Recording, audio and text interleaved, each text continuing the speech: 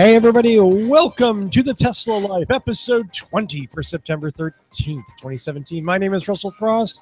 I am lucky enough to host this show, but I'm also much luckier because I have with me three of my very favorite Tesla, what do we call them, bulging foreheads, brainiacs, the intelligentsia of the Tesla community.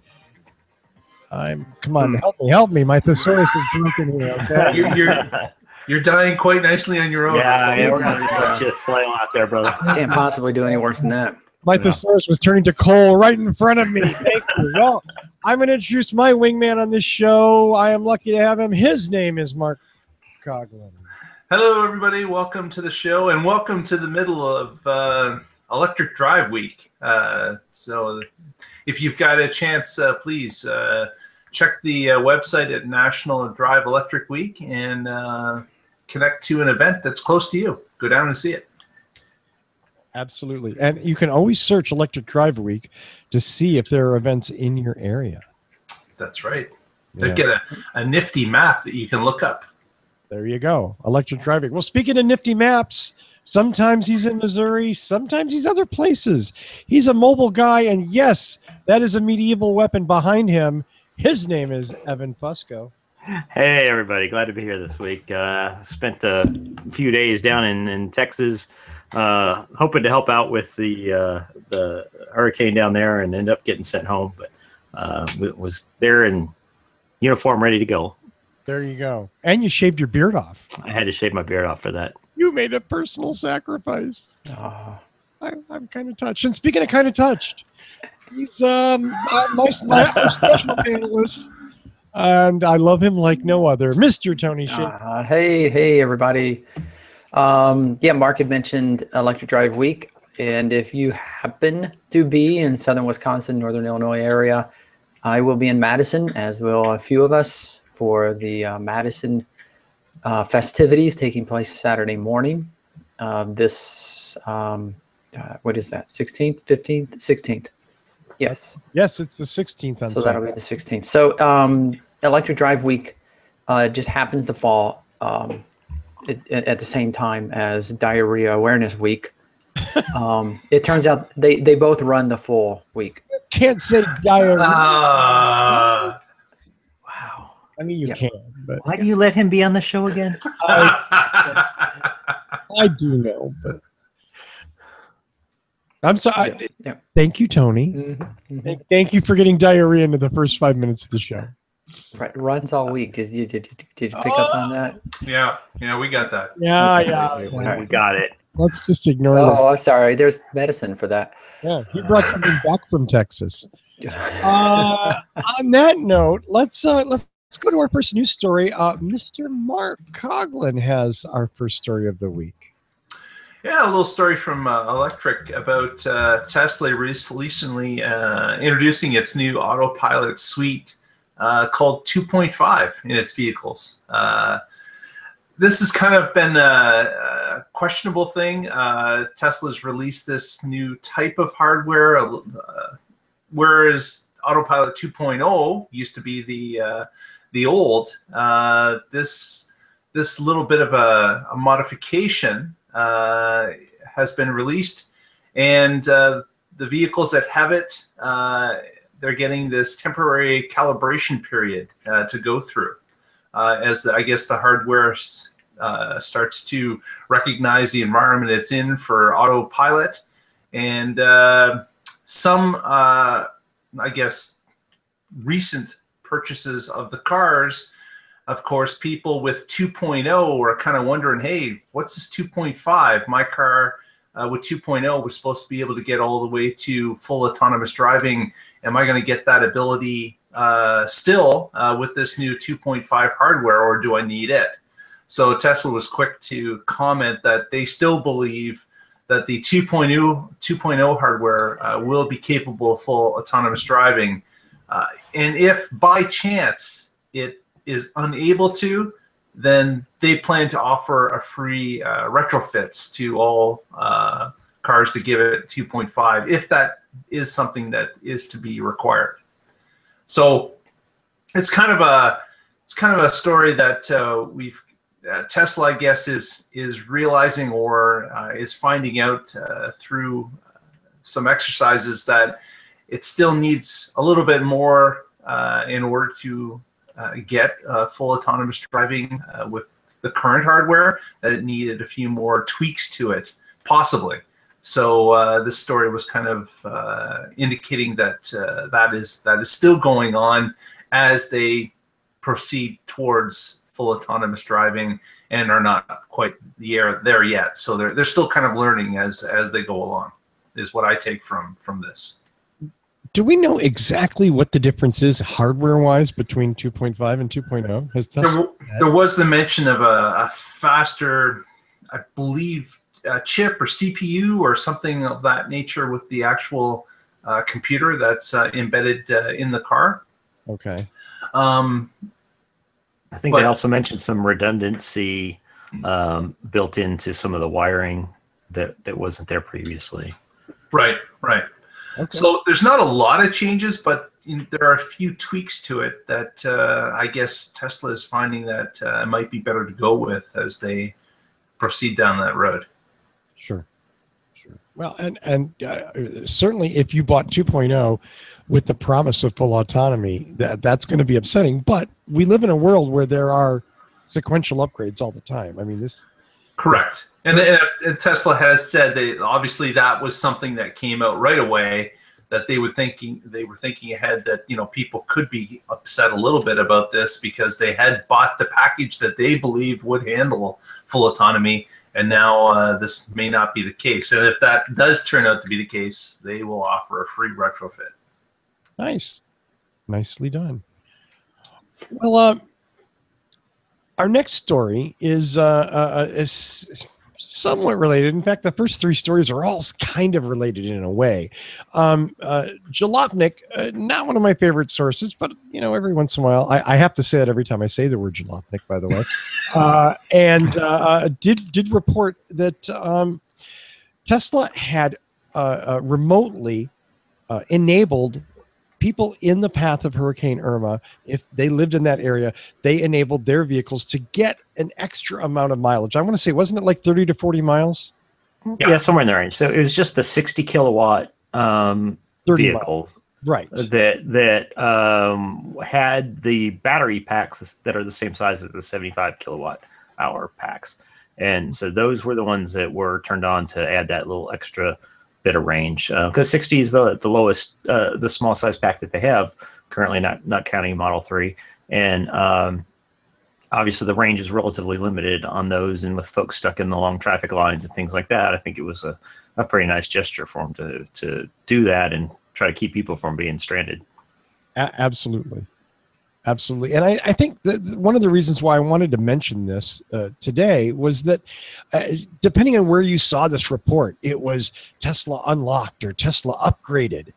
And it really wasn't so much an unlocking or an upgrading. I mean, it was technically unlocking something, but this is, part of the vehicle that they use to this extra range, this extra battery capability helps protect the battery. It's part of the battery management system. Is that accurate, Evan? I don't think that's the. Does it do that as a side effect? Yeah, but that's not why that extra is there. Right. If that extra was there, it would be there in the 75, and it would be there in the 85, and the 90, and the 100, and that's not the case. I think the battery's built as a 75, and it's easier to build 75s than it is to create a smaller size, have to put counterweights in it and things like that. Plus, they know that a certain number of people are going to choose to go ahead and upgrade that after a period of time of driving the 60 and finding that they desire that little bit extra range. So then how mean is it that Tesla doesn't just give people that? Well, that was one of the things in this article and in a couple of other articles I saw, like to Evan's point, they were building 75s and they wanted to lower the price. So they actually sold the 75s as 60s and just software limited. People knew they were buying 75 kilowatt hour packs, but they were restricted. And at the time, everybody, the buyers of the 60 knew that they had the option to pay more money and unlock the additional mileage. And all these cars are also built with the autopilot hardware built into it, but that's not activated unless you pay for it. I'm honestly, I just want to slap all these whiny people that are saying that somehow Tesla is cheating. People that bought these cars got exactly what they paid for. Right. Mm-hmm. And this is a bonus out of, that Tesla's offered them out of some empathy for their situation temporarily. It gets turned off tomorrow, I think. And they'll go right back to the 60 that they bought and paid for. You bought and paid for a car. It had the hardware built into it, but you didn't pay for the full auto driving, or you didn't pay for the autopilot to be turned on. It's your fault. You didn't pay for it. Why do you get something you didn't pay for? So this is totally not where I wanted to go with this news story. But since we're here, let me just put this forward. Yes, you're absolutely right, Evan. I agree with you. They got what they paid for, and they knew, most of them probably. I'm sure there was a few stupid people that didn't know or didn't realize it, but most people probably knew they were buying a 75-watt pack that was only 60 enabled because it was cheaper. Back in the old days, if something like that were a hardware issue, I can't even imagine what it was. A 6-cylinder car that had 2 inoperational cylinders, unless you paid for it an extra $1,000, and then you got a V8. But there was a hack or something, you could go in there and add plug wires, and boom, you got a. Now it's a little different. Like I do think this brings up issues of ownership and licensing. You know what I mean? We talked about that a little bit when we spoke about the ride share with a Tesla and whether or not you were allowed to do that or would be allowed to do that. Is this the get off my lawn argument you're proposing here? I think so. I think it is. Not at all. I mean, this isn't the old days. This isn't an 8-cylinder. This is the way things work now. We have computers and software, and times they are changing, and things work differently than they used to work, and we control them differently. And people that makes nervous don't like it when stuff like this happens. I get that. Fuck them. They're gotta learn to grow up and recognize that things are changing, and this is the brave new world that we live in. I mean, you guys know that I work for a large company, and we develop hardware and software, and I develop training on the hardware and software. And I know as a fact, it is much more efficient for our manufacturing process to manufacture one base model of hardware and then lock the stuff out instead of retooling to create 5 different models. And likewise with software. We compile one program that has all the features programmed into it. And when you buy a license from us, you're not getting additional software. You're unlocking the part that was previously hidden. That's the way it works now. You're not going to hear me argue with this because I'm not saying that people deserve things. I just go back to your Geritol, Russell, and he was getting on Evan for a medieval weapon. No, but I do think it's an interesting. Again, when you buy something, what part of it do you own? When you buy a CD, do you have the right to copy it and do whatever you want with it, or, as the RIA alleged, you don't actually own that? You bought a license to use it in a certain way prescribed by law. Right. And if you want to distribute it, then you work with the distributor and you buy the rights to distribute. I mean, that's how theaters work, right? I can record a movie at my house and I can watch it privately, or I could reach out to a distributor and I could rent a movie for an established amount of money and I could charge people to watch it. As long as you take care of the licensing, you can do with it what you please. You now own it. So again, I don't mean to go too far because we have a bunch of stories, but I mean, what about bars that are showing a big fight? I'm willing to bet that those people have paid through the pay-per-view for the rights to charge people up front with the anticipation that they would make a profit. And in fact, this latest Mayweather McGregor thing, that was very well controlled. There were limited bars that were able to show that. I mean, you couldn't just go out to any old bar and watch it. Those were licensed out, controlled. They had to pay out the nose to have the privilege. That's why they were charging extra cover fees to get in and watch that fight. So that stuff's all changing too.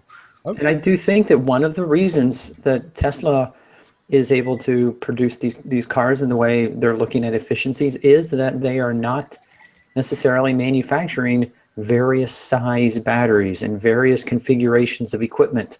It's all the same. They just license it out and they sell you the base cheaper and give you the understanding that you can buy more features if you want. But it's all there. It's just controlled by license. And if you want it, you pay for it. Or cases like this, they really do unlock it for you. Well, along that same line, I'm going to go back to Evan. And now I get to flip to the other side of the coin. So, and this was alluded to a bit in the first article that Mark covered, but one of the things that they did with the 2.5 hardware is they disabled a feature called automatic emergency braking. And it's not real clear exactly why they did that. And so everybody's car that came with this feature built into it, you didn't necessarily pay extra for it, but it was already there. But Tesla turned it off while they examine real world data to ensure that the system will work as intended. So that's a bit interesting of a different twist on it. Now they've taken away a feature that you had previously, allegedly for your own safety. Now, how's that make the old man in the rocking chair feel? I'm old, but I'm not in a rocking chair. I think all the same issue in a sense, in that again, back in the old days when you bought something, it was what it was. You know what I mean? There weren't necessarily ways to lock little things out. Certainly not by remote software. So what we're seeing from you maybe is that's the slightly scarier side, that at any time a manufacturer can either honestly or perhaps disingenuously feature limit your purchase. Yeah, I mean, if Apple locked out one of your favorite new Taylor Swift songs on the new album after you bought it, Russell, I mean, how would you feel about that? You're Taylor Swift at me?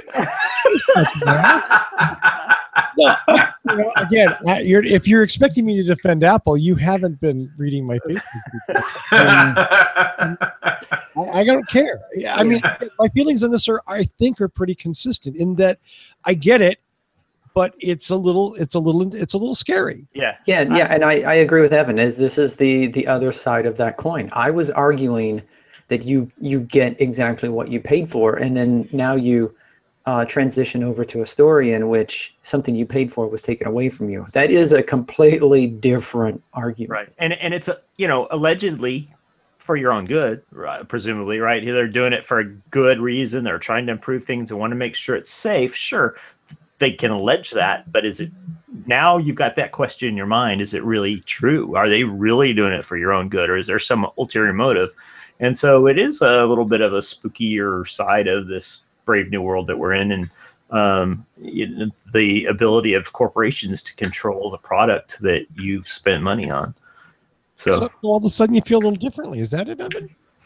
Yeah, I think we both like playing devil's advocate on these things, and I think it's something that bears watching, and I think maybe that the whole issue of licensing of software and things for products of this nature really isn't settled news, isn't settled business, and it probably will have to be at some point hashed out in the courts and things as time goes on. So yeah, I'm a little bit of old man in a rocker too. I don't really like that idea of somebody being able to just do that. I certainly enjoy the upside of when they send me improvements and new features in my car that I didn't pay for initially. But I'm not quite as happy about the flip side of that if they take something away that I did like before. Sometimes I do think it's the handling, how a company handles something. And in this case, they could have allowed people to opt in. They could have sent out an email or something that said, here's what we're going to do. You're going to get a message. It's going to come up on your screen. It's going to ask if you want to opt in to help us improve the hardware. This is what's going to happen. You're going to do 6 weeks without this, and then it's going to get reactivated, and then offer something in return. I don't care what it is. I mean, you could have asked people to volunteer for this, and we wouldn't be talking about it. It would be handled better. Yeah. But it's a safety issue. Well, but even so, I think the communication piece is important. You know, that there be an email that goes out. This is about to happen to your vehicle with the next software upgrade, and this is why it's happening to your vehicle, and this is how long it's going to last, and this is what we're going to do to make it right. And in that regard, it's better than a normal safety recall type situation where you're stuck either not driving the vehicle in a potentially unsafe manner or whatever until you could get it into a shop and they can do whatever they're going to do to it, whereas this can be done exclusively with software. But the communication of that information and the hows and whys it's happening, and you know, if there's some option to opt out of it at your own risk, you know, so be it. Because there was no warning about this, correct? There was no upfront notification of any sort. Not that I'm aware of. Now, I don't have a 2.0 or 2.5 vehicle, so I can't say for certain. Right. Not yet, at least. Not yet. Again, you know, I look at things like, and one of my favorite examples of what I like to call institutional lying are the airlines, who constantly lie. It's a weather delay. It's a blah, blah, blah delay. It's going to be 20 minutes. It's going to be 2 hours. You know what I mean? Like, and I get that there are times when conditions change and they really don't know and they're scrambling. But there's a lot of times when they build these things in because the law allows them to, and they don't have to be transparent. It doesn't matter. You're stuck. And that's a scarier proposition when it comes to your personal automobile. I would agree. Yep. Yeah. Harumph, harumph. Okay, sorry. I'm going to stop rocking and turn it back over to Mark. Yes, the NTSB, the National Transportation Safety Board, recently came back with a finding about the 2016 fatal crash of a Tesla Model S, and concluded that although Tesla's autopilot functioned as it was designed, it did play a role in the crash, which I was kind of surprised that they came with that finding.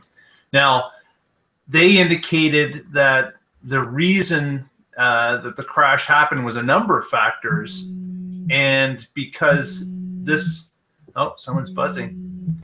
Uh-oh. Someone get that. So it does indicate that this crash was caused because it was operating on a level it should not have been operating, that the driver was not paying attention when they should have been paying attention. There were other factors rolled into it, but they also indicated that because of how that system is designed, it did play a factor. So I'm kind of curious as to the rest of you as to what you felt about this finding, because I found it interesting. Does anyone else see this as troubling? Yeah, I really, operational limitations played a role. Now, so if my brakes don't stop me within 5 feet, isn't that also an operational limitation that led to a crash of a car 10 feet in front of me? It could be described that way, yes.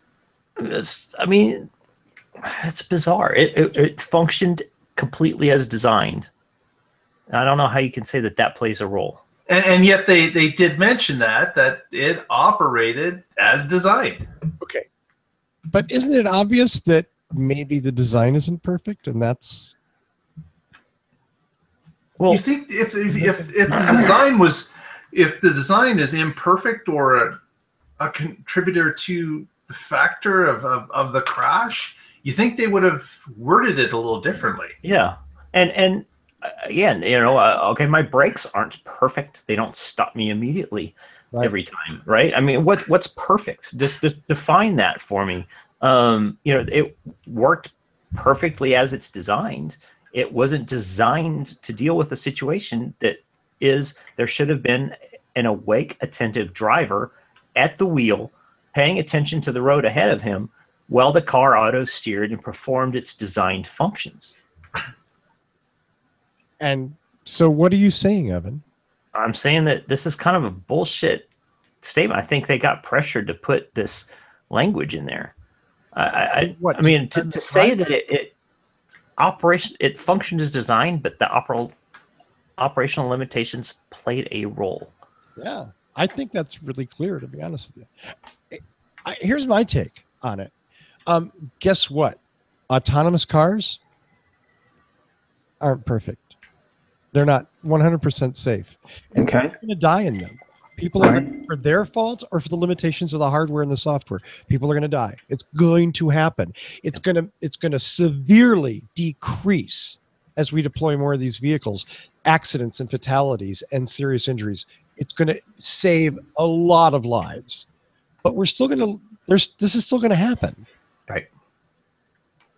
And it's going to be because of operational limitations. I mean, or because somebody, of course, when this story came out, like the McDonald's coffee cup story, that's much more myth now than reality. He was watching a Harry Potter movie. He was asleep. He was, da-da-da-da-da. The family actually had to come out horribly and make another statement, or was it yesterday or last week? Yeah, last week, yeah. About, what they knew of the story. And that's awful. I mean, again, I don't know all of the circumstances, and I don't even know that the NTSB does, but I hate to say it, but this is one of those things where, you know what? It's not going to save every life. Yeah. And look, their operational limitations can be used to describe human beings too. Our reaction times are only so good. Our ability to pay attention to the multiple stimuli that are going on around us at all times is only so good.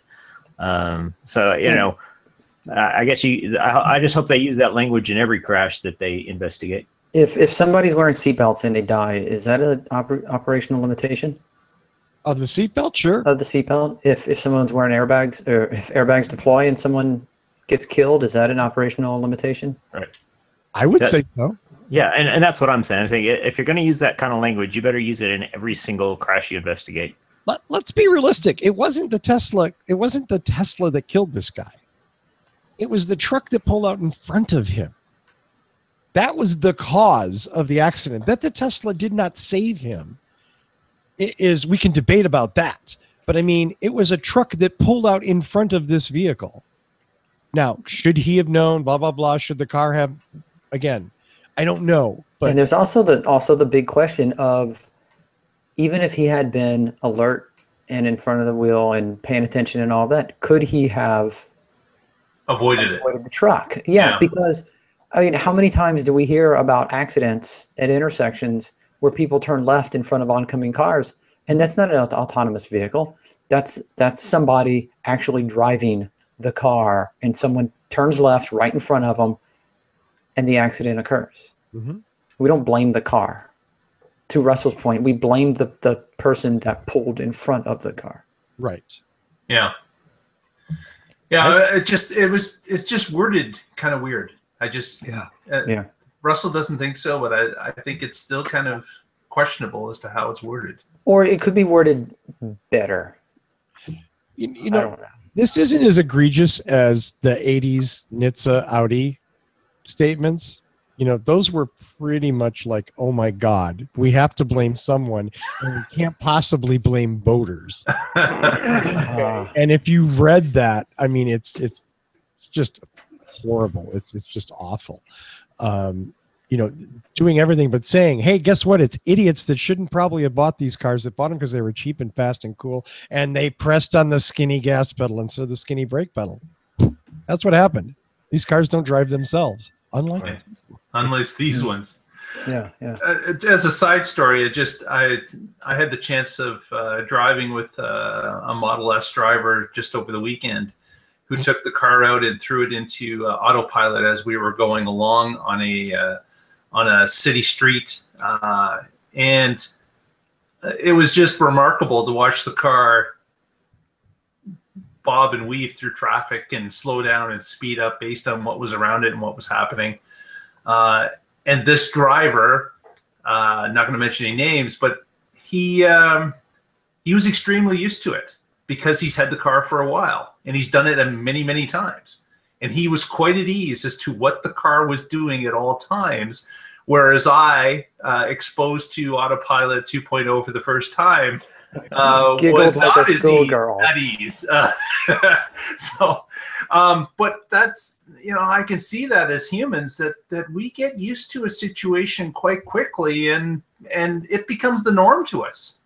And that is how people start to lose concentration about what's going on because they see that the car performs the same tasks over and over and over and does them correctly. And all of a sudden we're relying upon it completely.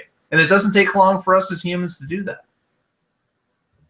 No, that's an excellent point. Yeah, absolutely excellent. Well, the next story is not related to any of the previous stories.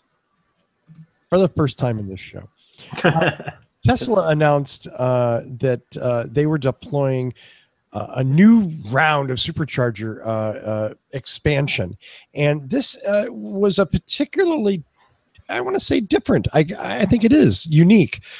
In the Tesla or in the supercharger network, they're deploying a new supercharger, the picture of which is on your screen now.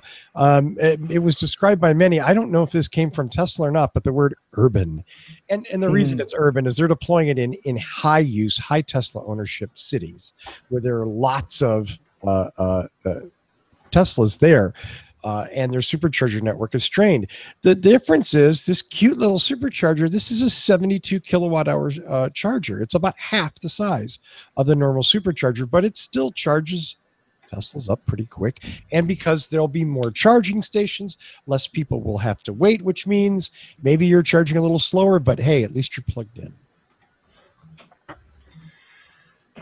Yeah, it's not. Well, the issue with the actual current superchargers is that if it's plugged in alone, you haven't got another car plugged in parallel to you. Your supercharger runs a lot faster. It'll run to the maximum, the 120 or the 135 or whatever it's capable of doing, and your car is capable of receiving. But this one, of course, will not be affected by other cars plugged in around you. Yes. So you're going to run at that full 72 at all points and not be affected by anybody else being plugged in beside you.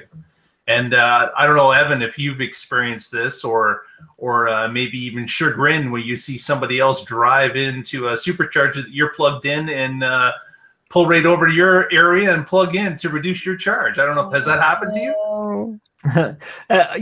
Only once actually. For the most part, the superchargers I've used, we've been able to space out and have one to ourselves. That's why he has the sickle. You definitely kind of when you pull in and you see two cars on the same 1A and 2 and 1B charger, you just kind of shake your head and kind of go over and make sure they understand what's going on. So yeah, like you probably have the newbie problem that someone doesn't understand what they've just done or what it's capable of doing. Yeah. Exactly. But yeah, unfortunately, I haven't had to experience that too much, and that's good. But I'm sure it happens in these busier chargers and things. And the Urbans are interesting. I'm not quite sure I've made up my mind what I think about them just yet. Really? I don't. What's bad about that? I don't know that there's anything bad about it, but I'm not sure they offer a tremendous benefit. I think they may be a way for Tesla to make money and appeal more to the urban buyer that perhaps doesn't have charging available at home. So I looked up to that point, Evan. I looked up the Chicago location. All right, the one that they said in the article. Okay, I can't see. Can you guys see this? Yeah. Yeah. The map? Okay. So here it is. Here's again, this is on my screen. So here's the here's Navy Pier. Yep. In downtown Chicago. Oops. Zoom in. Michigan Avenue is all the way over here. So this is Michigan, and then we come over to Columbus. But oops, wait, I wanted. Yeah, No, I that wanted pin is this the one. There we go. charger. Yeah, the pin. So it's the building, and then you can see there's this whole underlying structure. So my question is, where is this going to be? I'm guessing it's not going to be the pool. It's right Safe here bet. on Safe top. bet. Yeah, yeah. Because electricity and water, just Don't mix. Yeah. But where on earth are they? Oops, I keep hitting the wrong. I'm sure it's a parking garage. It's in the parking garage underneath the structure. But so then, will they have to pay to park while they're? That's a good Charging? possibility. More than likely. Yeah. It's Chicago, right? Yeah. Yeah, parking's cheap there. I mean, this is a problem in lots of urban areas, though. I mean, space is limited. Look at the buildings, right? So, Yeah, and even when it comes to regular charging in a city, it's typically that you pay for the parking and the charging is, sometimes free, but you have to pay for the parking spot. Yeah. But, now we know, though, if it's a Tesla charger, that unless you have free supercharging for life, you're going to be paying for that. There's that. So, Evan, why is a profit, a revenue stream for Tesla bad? I don't think it is. I'm sorry. I thought you implied that one of the bad things about this was. No, I just say I haven't really made up my mind about it. I haven't really wrapped my head around whether how much this is going to be a benefit to Tesla owners. Like I said, I'm still trying to wrap my head around exactly what Tesla's doing here with these things. Is it just because of the size of them that they're able, or is it because they possibly take a little bit of a different voltage and therefore larger buildings can supply it to it at a better rate, or easier to plug in, or less modifications to the electrical system? There's a number of questions. Exactly. Those are all my kinds of questions. Yeah, I know. Where are they going to implement? Are they going to have just one or two in a parking garage? Is the goal who's the target audience? I don't really have a good grasp of that yet. For that one in Chicago, it says there's going to be 10. So there's going to be 10 of these, assumingly in the parking garage on that one street, in that one building. I'm sorry. But Chicago's huge. Right. So what, you expect people to come in and park and just sit there for 2 hours while you charge? I mean, well, it's less than that. Yeah, and Tony, is that a residential building or an office building, or do you know what? I believe it is a mixed-use building. Mixed use. I mean, because I thought at one of the articles that I'd read about this, I thought the idea again was to offer a charging option in urban areas or for urban owners that may not be able to charge at home, that may not have a charger, that may need more frequent access to charging, so that these additional chargers would supply that. Yeah. And maybe if you start where you get to where you have these in almost every apartment complex and major business structure, then that makes sense, and you can get in there and you can charge in an hour or two. And so it's kind of like a souped up destination charger. I guess so. That's why I'm still sort of struggling with the exact place in the charging infrastructure. What this fall. Is.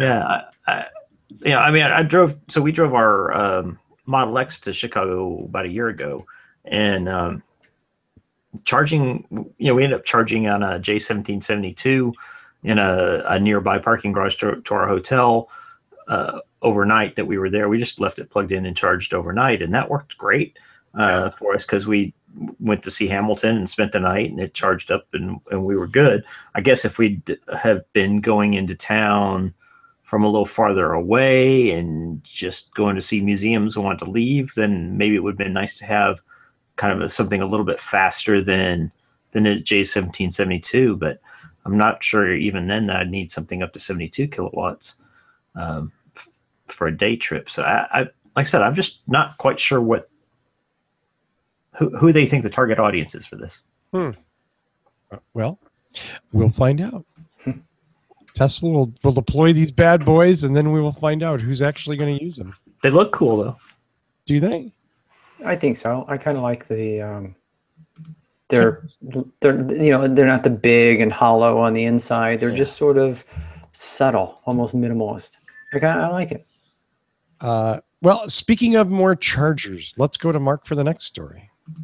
Yeah, we talked about this or touched on this last week a little bit from a tweet that Elon Musk got to let him know that, contrary to popular belief, North Dakota was part of the United States.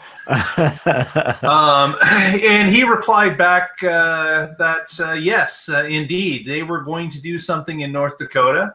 And in fact, he added to it and said that they were going to add a trans-Canadian route and also a connection into Mexico.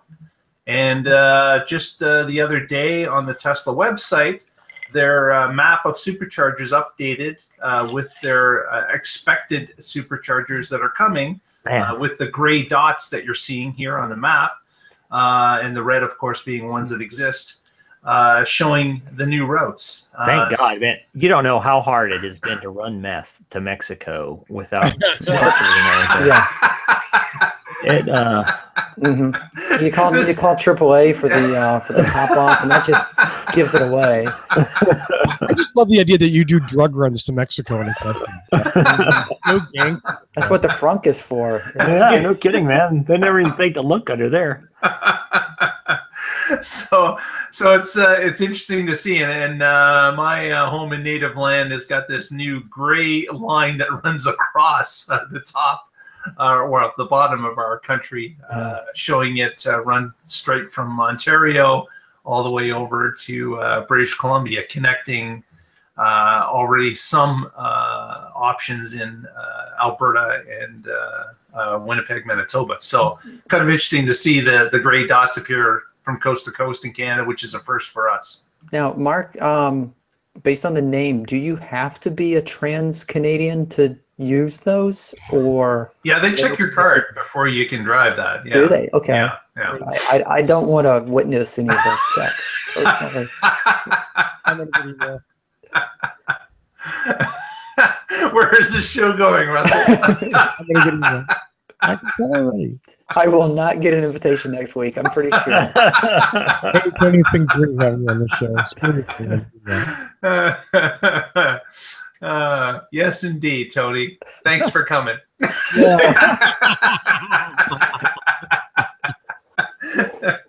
Well, as Tesla increases its supercharging network, the question is, what are all these chargers for? Well, they're for Teslas. Duh. What the hell else? I thought you had something dramatic to say. Nope. Electric's reporting on Monday that Tesla is increasing Model 3 deliveries to employees and insiders, of course, ahead of the regular consumer deliveries, which we're still, I guess, waiting for. And we don't really know how many of these bad boys are out there yet. But because they're still in this kind of insider delivery phase. But the claim is that that the pace is picking up and production is increasing, and they're hoping to get consumer deliveries soon. Yeah, they're still really under the employee and insider deliveries at this point. Yeah. And that is part of the reason that there is such a lack of news out there about model numbers or where they sit, because anyone that's getting these cars now are under an NDA, or someone described it a friend DA. That was great. Which they say is the highest form of an NDA. Yeah. But it's interesting that this is part of the reality of owning a Tesla at this point, because they want to keep things under wraps for this point. If they're dealing with anything, if there are things going on, they want them first to deal with, correct, and then push out the next batch. So it's an interesting way to do it. It's obviously we've never seen this done before in the automotive industry. So it's interesting to see as this rollout occurs. Yeah, and this is what we've said for quite some time, that Tesla can't fuck this up. and they can't put out a product that's designed for the general public that is in beta. And because I think there will be a huge outcry if they do. So this is the way they're dealing with that. They met their targets of release dates, but they're keeping things tightly under wraps until they've worked out the majority of the kinks. And if some of you have seen that are connected to our Twitter feed, which I'll give a plug to, at the Tesla Life, there's been a number of different people that have posted VIN numbers of these cars that are coming out. I think the highest one we've seen in our spy photos have been just over 200. But apparently, according to Tesla's own, goals, at the end of this month, they're supposed to be at, is it a 1,500 range? 1,500, yes. Yeah, so that is a huge jump from the numbers that we're seeing currently through spy shots out there of people just finding Teslas at delivery spots or at the factory. So, man, that is a monumental jump in the number of cars that have been made. So we don't really know. We don't know where they sit. We don't know if that 1,500 is a realistic number or not. They just need to do what I do when I order a book of checks, and I just start at 1001. Yeah, there you go. Yes, yeah. And just leave that one out in the lot a little bit too long to get picked up by the paparazzi. Mm-hmm. But wow, we didn't expect anyone to notice, you know? Right. Oh, don't mind the tarp that's only halfway covering the car. Can I, you know what, forgive me, because this is me, and I have to bring in something completely irrelevant, but can I tell you the despicable thing about this period of Model 3 deployment? What is that? Jason Calacanis suddenly is in the news again. And there's no reason that this worthless blot on society should be in the news, except, of course, Calacanis got an early Model 3, and he's going to tweet about it. And Who's Calacanis? I don't know who that is. Must be investor. I'm trying to remember what sites it was. He developed two things like 15 years ago, and has basically coasted since then. Done nothing but failures. He's a loser. He's an idiot, but he's a rich idiot. And you know, he's a Silicon Valley entrepreneur and an asshole. Wow, I can't wait to learn more. Yeah. So if you notice this electric article that we're reading, it's got a bunch of Jason Calacanis tweets, and they're all typical Calacanis, like, Friendier, the highest form of NDA, so I can't tell you anything specific, but here's a picture and here's some more words. Good job, NDA. Good job. Yeah. Okay. And that's classic Calacanis. Like, you know, I can't tell you this, but most of his stuff begins that way. So anyway, please disappear. please ignore. For the love of God, disappear. Our final story this week is again from Electrek. Last week, I know this, and I just kind of wanted to call it out. You'll notice from time to time, I mean, and those of us that have been in advanced tech, in alt cars for a long time, have seen this repeat itself over and over again with different targets. There's a think tank. Right, called the Heartland Institute. That's basically, it's a cover for tobacco companies and oil companies and other people that want to insert their version of the narrative into the mainstream, into the media, into your head. And the Heartland Institute has started targeting Tesla. Which is, you know, the best confirmation that you're doing something right. And of course is going to be, you know, like your crazy uncle and your kind of slightly demented but lovable grandmother and all of those other people who get email forwards are going to be getting emails from the Heartland Institute soon about how Tesla's electromagnetic radiation causes cancer or sterility or impotence or something. All of them. Yeah, all of them, maybe simultaneously. Right. Yeah, and literally, you know, these are the same people that have, you know, flacked for, again, oil companies, the Koch brothers, all of this stuff. And so again, it's a good indication you're on the right track. I think so. Yeah. Yeah. Absolutely. As you become more dangerous, people are going to invest money to to hurt To you. stomp. Yeah, exactly. You don't. Exactly. So, hey, Heartland Institute. And again, when your crazy uncle sends you that email with 16 forwards, that says Teslas make you go blind. They make you go blind. They're more likely to be struck by lightning. You can't drive in a rainstorm for fear of electrical shock. The EMTs, if you're in an accident, are not going to come save you for fear of electrical shock. But if you're blind, you need autopilot even more. Do you not? Exactly. Yes. Yes. Don't forget the battery needs to be replaced every 2 years at $100,000 a shot. Yes. Exactly. The electromagnetic force can short out your pacemaker. Yeah. Yeah. Yeah. Let's see what else. Thing actually were deployed against Prius because I remember those arguments. Mhm. Like, Yeah, like every one of them. Prius is so bad for you. It's like, what? Right. Hey, Mark, cover your ears because the think tank that was coming out with all of those things was primarily funded by Chevy, and they really. I know, right? So then they introduced the Volt, and they kind of had to eat all their words. It was hilarious. Back in the day, GM was a huge. Yeah. So whatever. Hey, you know what? Rather than talk down about GM in the past, let's talk about the good things that they've done and that they've changed. Hopefully, they're going to make more money on better vehicles. There we go. Yep. Ending on a positive note. Absolutely. Even though I had to say, the other thing, I'm not going to say it again. Evan, are you watching the Cardinals? No, not yet. Don't lie to me, you son of a bitch. No, they don't start till 7. Okay, till 7. Gotcha. Evan, shout outs this week? Nah. But I was trying to remember if I shouted out to the person that whoever it was that used my referral code. That was cool. I haven't gotten the card yet. You did. How's that kitty car? Yeah, I haven't gotten it yet. I haven't gotten my invitation to order yet. What's up with that? There's a backlog. I'm really not in a big hurry. I can't imagine why. Yeah, his kids are past the age that they're going to be riding in a car anyways, right? Yeah, and not quite to the age that they'll be having grandkids. Can you have it shipped to me so I can use it? Yeah, I was going to say, what do you get on the open market for something like that? Probably about $400. Oh, ooh. Well, then Tony.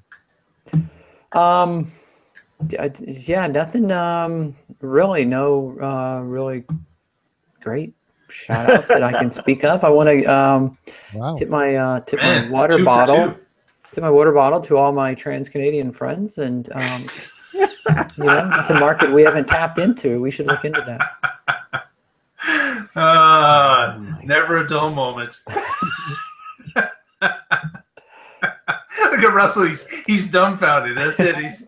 He can't go anywhere after that. I'm trying to save myself for what drives us a little bit of my sanity. Oh, wait till I start drinking. Yeah. You know what? I'm going to start drinking too. I'm going to announce that right now. Crossover people who watch this show and watch what drives us, you will see a marked difference. But I promise. Mark. Just let everybody know, if you're not already doing so, please follow us on Facebook at The Tesla Life #1. And again, already mentioned, follow us on Twitter at The Tesla Life. And see what's going on throughout the week before our next show next Wednesday. Search YouTube for The Tesla Life Show. Subscribe there and get notified every time we go on the air. That's always helpful. I want to thank Lee Moon for our theme music. He wrote it and performed it and gave it to us. Go Lee.